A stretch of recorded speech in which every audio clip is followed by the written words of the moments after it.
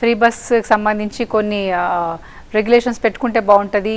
City kind of urban ఏరియాస్లో not only Telangana other place people also live కాబట్టి so how can you అంటే how to work on it sir? Yeah, I think this question is something that even I have to do a bit of study. But Praveen gar cheppinattuga this point we will note. నేను concerned minister గారి దృష్టికి తీసుకెళ్తాను. So let us see what best can be done. Definitely there won't be discrimination. I'll plead to the government that there should not be discrimination. Naresh ఉన్నారు Florida నుంచి. నరేష్ గారు, hello నమస్కారం అండి.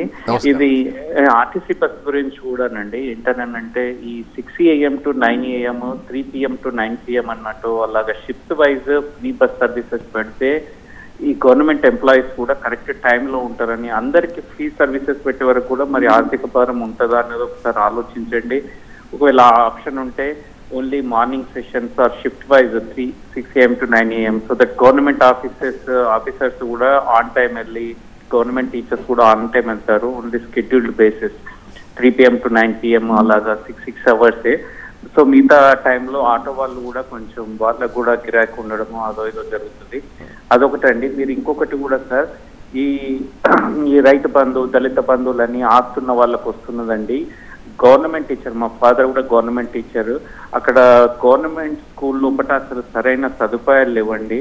ఈ రైతు బంధు కోట్ల ఆస్తులు ఉన్న వాళ్ళకు 50,000, 10,000, ఈ దళిత బంధువులు 10 లక్షలు ఇచ్చే బదులు ఒక 2 లక్షలు 5 లక్షలు పెడితే అమెజాన్ లోపల మంచి ప్రొజెక్టర్ వస్తుంది సార్, సౌండ్ సిస్టమ్ వస్తుంది, యూట్యూబ్ లో స్ట్రీమ్ చేయొచ్చు. యూట్యూబ్ అనేది ఒక పెద్ద లైబ్రరీ కింద తయారైంది. ఇప్పుడు మీరు గవర్నమెంట్ డిస్ట్రిక్ట్ ఆఫీసెస్ లోపలనే, డిస్ట్రిక్ట్ ఎడ్యుకేషన్ ఆఫీస్ లోనే మంచి టీచర్లను పెట్టేసేసి యూట్యూబ్ లో మంచి ఇంగ్లీష్ లో క్లాసెస్ తీసేసుకొని అవే స్ట్రీమ్ చేసేసి ఫస్ట్ 20 minutes వాళ్ళు యూట్యూబ్ లో స్ట్రీమ్ చేస్తారు. నెక్స్ట్ 10 minutes స్టూడెంట్స్ క్వశ్చన్ అడగవచ్చు.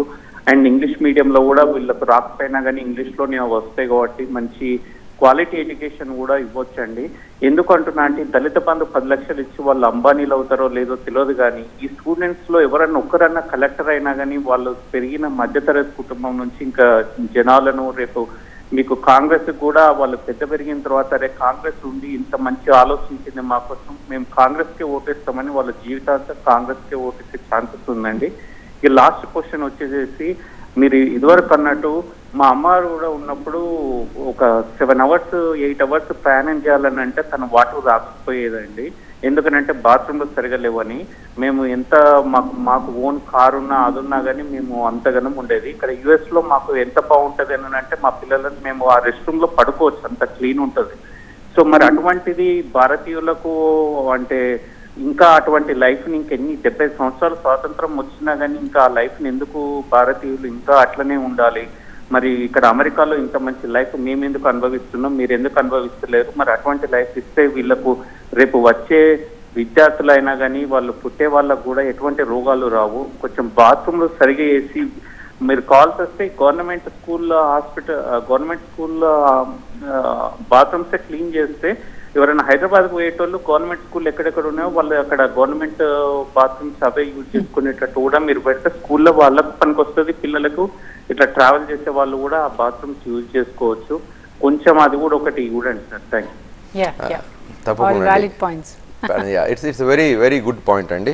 హెల్త్ అండ్ హైజీన్ అనేది one of the priorities for us. ఇన్ఫ్రాస్ట్రక్చర్ని, బేసిక్ ఇన్ఫ్రాస్ట్రక్చర్ని మేము చాలా సీరియస్గా తీసుకొని అభివృద్ధి చేస్తామనే విషయం మీకు స్పష్టం చేయడం జరిగింది. ఇది మరి ఒకసారి స్పష్టం చేస్తున్నా, ఈ ఇన్ఫ్రాస్ట్రక్చర్ డెవలప్మెంట్లో health and hygiene is going to be one of the key points. So washrooms maintenance అని, తర్వాత వాష్రూమ్స్ని సరైన చోట్లలో ఏర్పాటు చేయడం అనేది కూడా we will take into consideration. Right.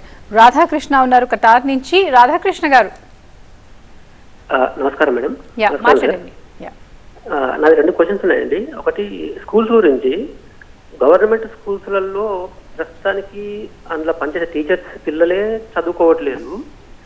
అలాంటి వాళ్ళకు మీరు ఏమైనా రిస్ట్రిక్షన్స్ పెట్టగలుగుతారా? లైక్ వాళ్ళకు అలవెన్సెస్ లాంటివి ఏమన్నా తీసేస్తే వాళ్ళు ఏమైనా మంచి చెప్పగలుగుతారేమో, వాళ్ళ పిల్లలు వాళ్ళకి చదువుతారేమో. ఇదొకటి. సెకండ్ క్వశ్చన్ అండి, రైతు బంధు గురించి. ఇప్పుడు చాలా మంది అంటే ఎన్ఆర్ఐస్ కూడా పొలాలు ఉన్నాయి, వాళ్ళకు కూడా డబ్బులు వచ్చేస్తున్నాయి. కానీ యాక్చువల్గా కష్టపడుతున్న రైతుకు మాత్రము ఆ డబ్బులు రావట్లేదు. సో ఓన్లీ ఇలా అంటే రైతు బంధం కాకుండా వాళ్ళ పంటకు తగిన రేట్ ఇస్తే బాగుంటుందేమో, దానివల్ల వాళ్ళు బెనిఫిట్ అవుతారు అని నా ఉద్దేశం అండి. Right. Thanks. Ya first question is very valid question అండి. అయితే దానికి సొల్యూషన్, బేసిక్ సొల్యూషన్ ఏంటంటే the raising the standard of education institutions. ఒక గవర్నమెంట్ స్కూల్లో ఉన్నటువంటి ఒక అద్భుతమైనటువంటి పాజిటివిటీ మేము ముందుకు తీసుకొస్తున్నాను. గవర్నమెంట్ స్కూల్లో ఉన్నటువంటి teachers are most qualified compare to any of the private schools.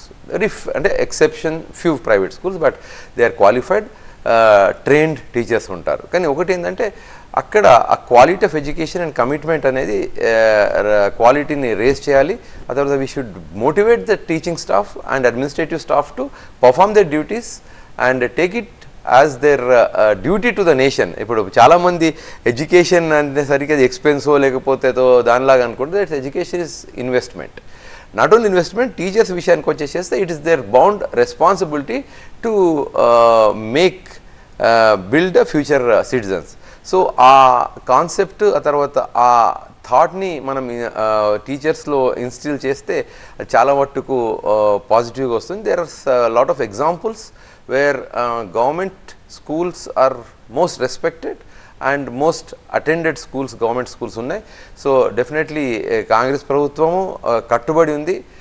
Teachers పిల్లలే కాదు, all the government officials are everyone, అందరి పిల్లలు గవర్నమెంట్ స్కూల్స్ చదవాలి. గవర్నమెంట్ స్కూల్స్కి ఒక ఏమంటారు మంచి దశ తీసుకొచ్చే విధంగా కాంగ్రెస్ పార్టీ చర్యలు తీసుకుంటుంది. People demand for government jobs but not for government schools. Absolutely, this is the sad situation now.